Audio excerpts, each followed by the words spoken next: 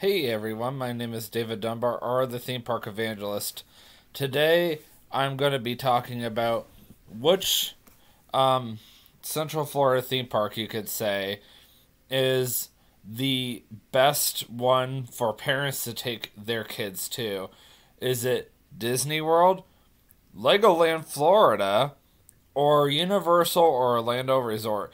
I know it sounds like a really silly topic, and especially for someone who doesn't even have any kids. However, though, I'm old enough to have one, and I also know enough people, considering my age, 27 going on 28, that. How should I put this? Like, I know enough people that have kids. So I'm, trying to get to that point where I'm like, well, I'm trying to make my YouTube channel more family friendly all the time. Like, yes, I do have parents of young children that watch my YouTube channel. They've told me so. But, I mean, it's besides the point.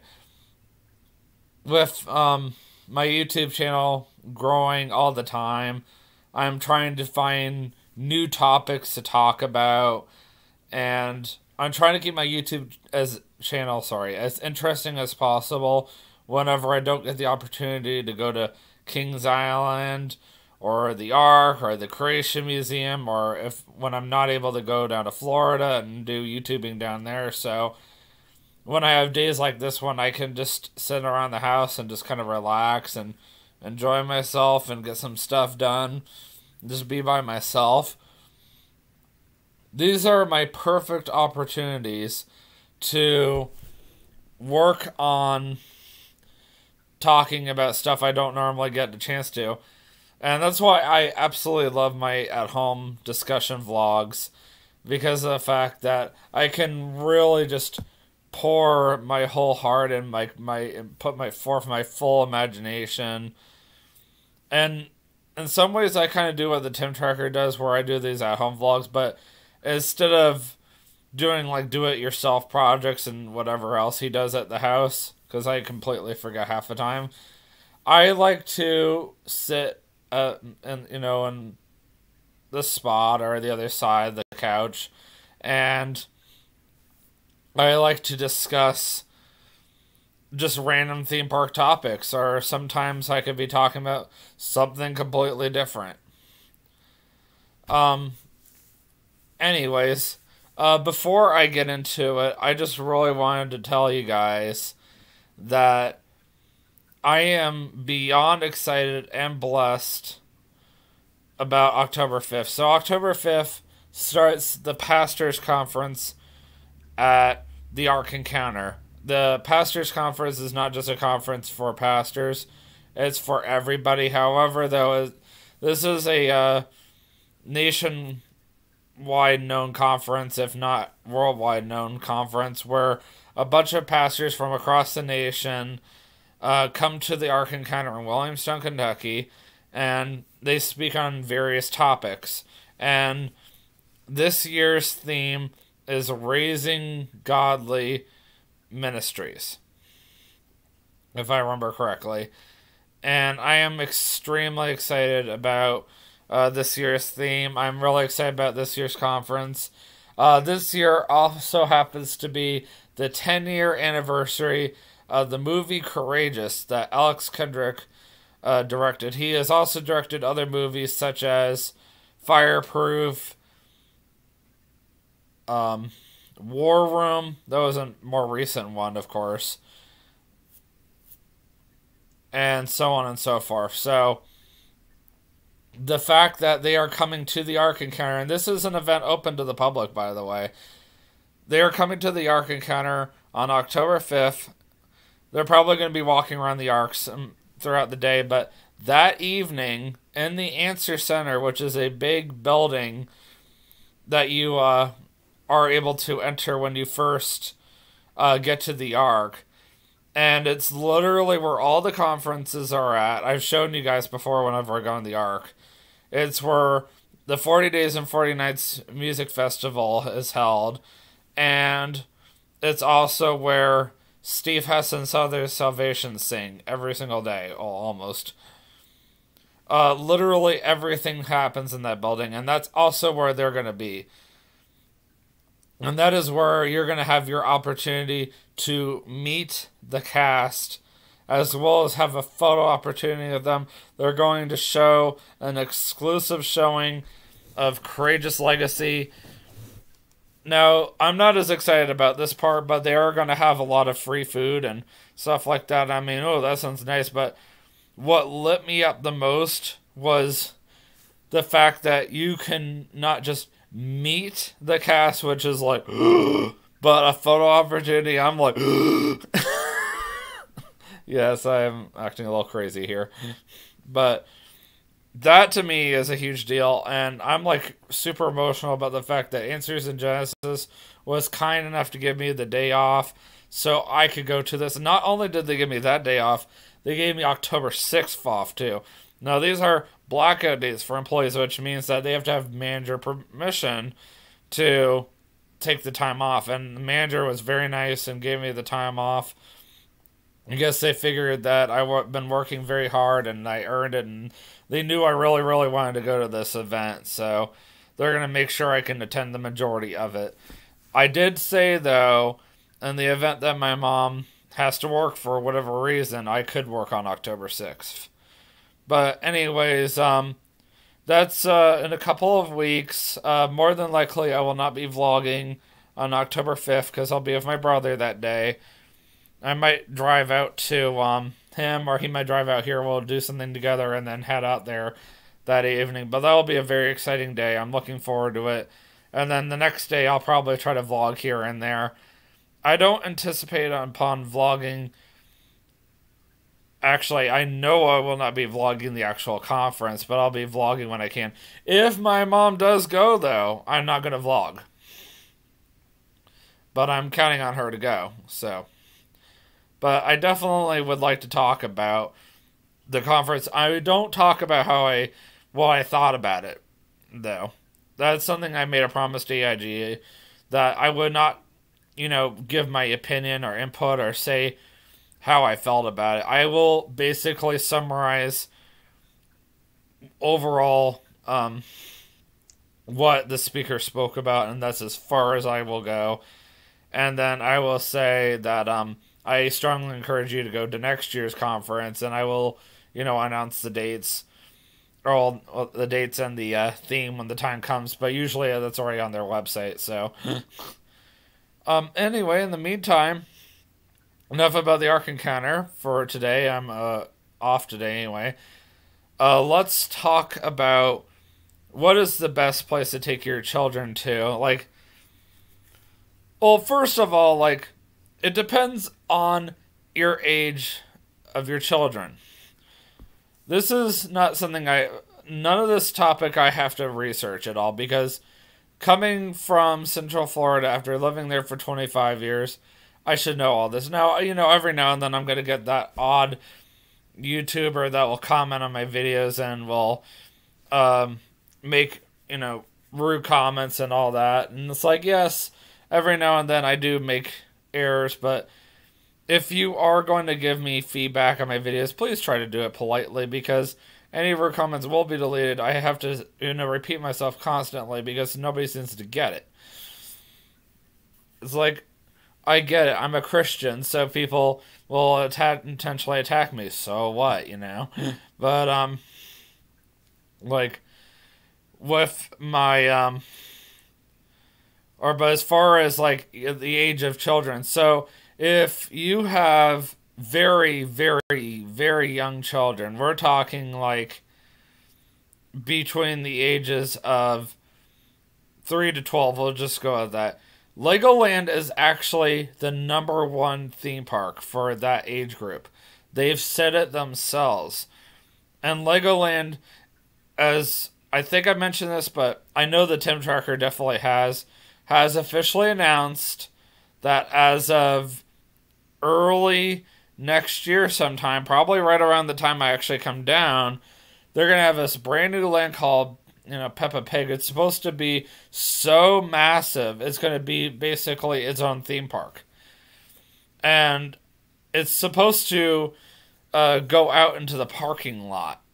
I mean, the Legoland's parking lot's pretty big, but compared to a Disney parking lot,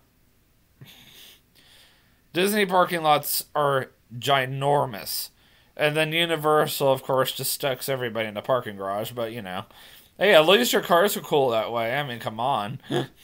But it really just depends on the age of your children. Like, I guess if you have like really, really, really young children, then yes, you definitely want to make sure that you take them over to Legoland, and that's the reason why. So, another great place is Disney. So, if your children are a little older, because you got to keep in mind, Disney World is geared more towards preteens. Disney World doesn't really have a lot of stuff for us young children. I'll give you a prime example. This is actually a personal experience. So, I was working at Disney's Hollywood Studios back in 2019. And I was working at a ride called Alien Swirling Saucers. And a lot of parents brought their young children in. And they're asking, is there anything for my children to do? Well, I mean, you had Alien Swirling Saucers. I mean, that was probably the best option we had besides Toy Story Mania, which is literally designed for people of all ages. And then we had the Slinky Dog Dash. Well, you really can't put a lot of young children on that ride. And then you also have to keep in mind that Disney intentionally puts height restrictions on most of their rides, except for Toy Story Mania. You don't see that at Legoland normally. In fact, I don't even know if Legoland even has any height restrictions, not to my knowledge. That's a question for TJ. TJ worked at Legoland as well as my brother. Both of them would know better about that information than me. So, I only worked at Disney, not Legoland. TJ has worked at Legoland and Disney, and he's back at Disney again, so TJ would know better. That's something that we have to do a Zoom call about sometime. I don't use Skype anymore. It's like, Zoom is the new thing because of the pandemic, you know? But, yeah, there really was, like, nothing for kids to do. Okay, yeah, you had, Star Wars Galaxy's Edge, or you now have Star Wars Galaxy's Edge, which I'm sure that's great for kids. You got the Millennium Falcon Smuggler's Run. So, I mean, yeah, nowadays, I'm sure it's a lot better for kids, but even still, like, what else do you have? Like, Star Tours? Well, that's still a good kid ride, but even then, that's still, I mean, it's not as good as it used to be. Now that, you got all these new Star Wars rides, it's like, who wants to go over to Star Tours anymore? And then you also have to think about the fact that majority of Disney's Hollywood Studios is nothing but TV. Oh, how should I put this? Well, shows, I should say. Sorry. Shows, not TV shows. Like Broadway and stuff like that. Beauty and the Beast live on stage and stuff like that. And then you got Frozen. Probably another really good show for kids. Unless, obviously, if you have girls or you happen to have that young boy that likes Frozen for whatever reason, then yeah, that would be a great show to take your kids to. But otherwise, there really isn't anything for kids to do at that park. Like, out of all the parks for kids to have the most to do, I would probably say a cross between Magic Kingdom and Animal Kingdom. Now, why Magic Kingdom?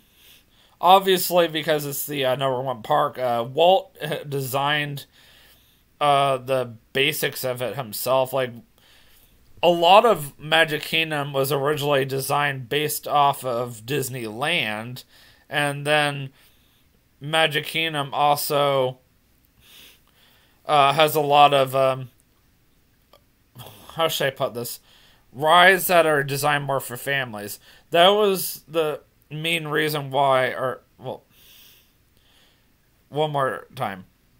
The main reason why Magic Kingdom is the most popular is because there's more family-friendly stuff to do at Magic Kingdom. I mean, come on, you got Buzz Lightyear Space Ranger Spin. That's a great kids ride.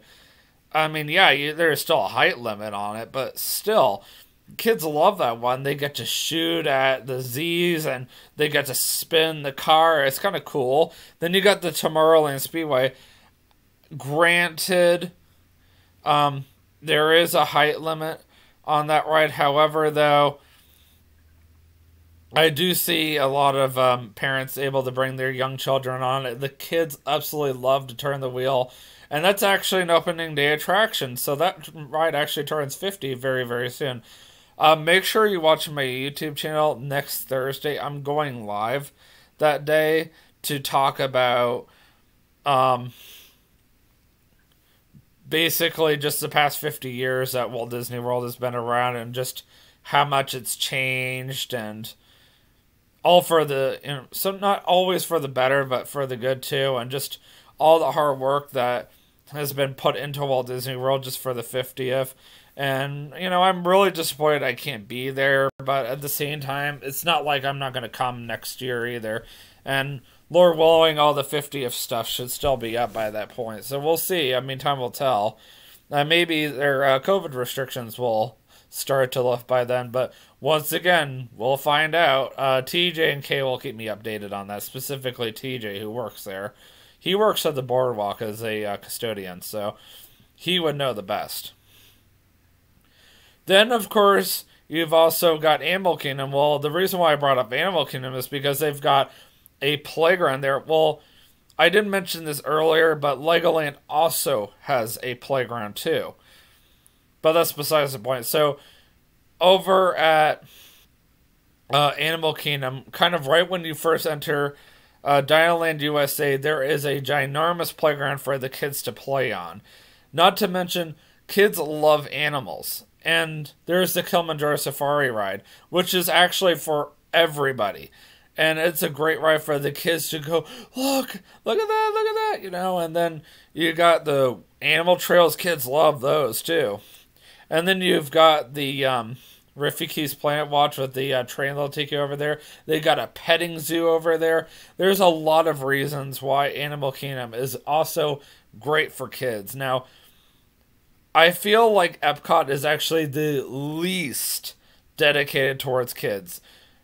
If you had asked me that question a couple of years ago, I probably would have said Epcot and Hollywood Studios are about the same, but these days, it's actually Epcot. And the funny thing is, the most kid-friendly attraction that's now coming into Epcot is now the Remy's Ratatouille Adventure, which is coming all the way here from Paris. Well, I mean, yeah, they stalled theirs, but it's basically an exact replica of what they already have in Disneyland Paris.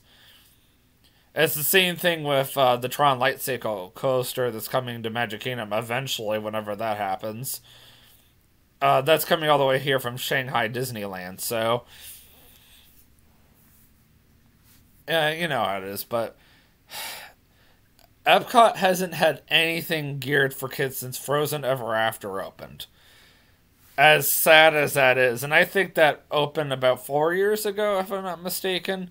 Because I remember riding on Maelstrom right before it closed. I kind of wish I did a YouTube video on it, but oh well. It is what it is. But Epcot is like legitimately geared towards adults, and of course you got Guardians of the Galaxy Cosmic Rewind eventually coming to Epcot. That's definitely not geared towards kids. The way it's designed, what I've heard, it's definitely geared towards the older audience. So if you plan on taking your kids to Epcot, can't say I didn't warn you. Like, literally the only thing you can do with your kids at Epcot is the Seas with Nemo and Friends. Why is that? Because that is a kid-friendly attraction, and also your kids would love to go look at all the fish and the dolphin. There's literally one dolphin in the whole tank, and there's sharks. Also, they will love Turtle Talk with Crush. It's a really cute show. I've seen it myself. They put all the kids up front. I forgot about the fact that Animal Kingdom also has Festival of the Lion King. and Finding Nemo the musical. Oh my goodness, Festival of the Lion King is amazing for kids. And there's one portion of the show where they get every single kid they can get involved. If you sit as close to the stage as possible, you can guarantee your kid is going to be in the show. And it's so awesome. They pick one random kid per show to be Timon's basically favorite. So Timon always has a new favorite every single show, which is hilarious. But hey, anyway, back to Epcot. So I don't know if all kids would love Test Track. I definitely feel like Test Track is geared more towards the older audience. I feel the same way about Mission Space. That's why they intentionally built that section after the ride, because of the fact that not everybody can handle Mission Space, and that's also why they built the green side, because of the fact that the orange side, the original side, was way too intense. I rode the orange side for my first time. Now, I don't know if you saw it in my video, but I was sweating bad, like right around here, and I'm like, oh yeah, I'm fine, but meanwhile, I'm sweating profusely, and then I end up just kind of sitting down like this, like, so it's like, yeah, I don't think I was actually okay. I just thought I was. But Kate was proud of me. She said, I will never, ever make you ride that again. And, well, not the orange team. She said she didn't even expect me to ride orange team. She just expected me to ride the green team, which was actually easy. So if Kate happens to go back and watch this, I did at least quote her words, even though this was like from 3 years ago. I did quote her words correctly. She did say that, so. But Epcot just does not have really anything for kids. It gets even better. We're going over to Universal or Orlando Resort now, okay? So, Universal is probably the most adult theme park I've ever been to in my life. Like, the only thing that's kid-friendly at Universal are the following. Seuss Landing, the whole land part, the whole land. A lot of kids actually like the Wizarding World of Harry Potter. Now, not necessarily being able to go on the rides, but they love being able to walk around in their robes and being able to pull out their wands and use, especially the interactive ones. They are extremely expensive because there's an interactive tip on it that's extremely fragile. And if you accidentally break it, well, the interactivity will no longer work, and you basically now have a non-interactive wand. You're almost better in some ways buying a non-interactive wand, especially if you don't live in the area. If you're a local, I would strongly encourage you to get an interactive wand if you're like that obsessed with Harry Potter. Now, me personally, when it comes to Harry Potter, I watch the movies. I don't mind wearing like a t-shirt. I don't mind having the pillow. Maybe a few other accessories, but as far as would I dress up any further, like wear a robe or carry a wand around, to me, that's taking it too far, and that's when it becomes unbiblical. But that doesn't mean that I would, not want anybody else to do that. I mean, it's your life. If that's what you want to do, then that's fine. I can't say anything, but that's just how I feel personally. But yeah, no, the kids love being able to play the interactive wands. Over in the original park, of course, you've got the Megatron meet and greet. Kids seem to like that a lot. Kids seem to like both the Spider-Man ride and the the Transformers ride is what I meant to say. I think I started to say that, but whatever. Anyway, I also really believe that the kids love being able to watch like Shrek 4D, for example. That's actually a great family show. And from my understanding as well, They think there's like one more area, and it's honestly shrinking by the minute. It's over by ET. That area used to be a great kids area, and now it's actually becoming a new Nintendo World. So Universal is trying to gear their place more towards kids, but it's just taking time. So, in conclusion, what is the number one theme park for children? Is it Legoland? Is it Walt Disney World? Or is it Universal or Orlando Resort? That is the real question. And I only have two answers for you. And number one is, as I said before, it depends on your perspective on, what your kids can handle. Like, and what your kids are into. Like, are your kids more into thrill rides, or are they more into tame rides? If they're more into thrill rides, take them to Disney. If they're, a little older, take them to Universal. If they're more into tame rides, take them to Legoland. If your kids are really little, take them to Legoland. And the other answer that I have for you, so number two, is, are you looking to find a theme park that your kids can handle everything and can ride without the height restriction issue? And on that incident, or with that being said, you're going to want to take your kids to Legoland. Anyway, so I'm going to take a couple of minutes of a break. And I'm going to come back and I'm going to do another YouTube video.